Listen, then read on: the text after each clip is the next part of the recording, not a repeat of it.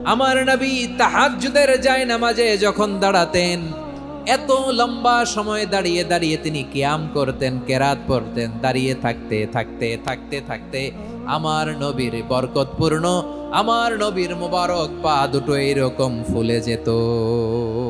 আমার নবীর পা গুলো ফুলে যেত দাঁড়িয়ে থাকতে থাকতে।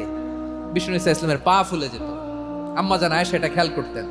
খেয়াল করে বলতেন, ইয়া রাসূলুল্লাহ কদ গফারাল্লাহু লাকা মা তাকদ্দামা মিন যামবিকা ওয়া মা তাআখার।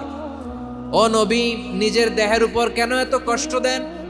কেন রাত জেগে এরকম তাহাজ্জুদের জায়নামাজে দাঁড়িয়ে থাকতে থাকতে পা দুটো আপনার ফুলে যায়? কেন কষ্ট করেন? আল্লাহ কি বলে নাই, ও নবী আপনার আগের গুনাহ মাফ, পরের গুনাহ মাফ? আসলে বিশ্ব নবীর কোনো গুনাহই নাই। নবীরা মাসুম হয়, নিষ্পাপ হয়। তারপরে বিশ্বনবীর মর্যাদা, স্ট্যাটাস বোঝানোর জন্য আল্লাহ বলেন, নবী আপনার আগের পরের সব গুনাহ আমি আল্লাহ মাফ করে দিলাম।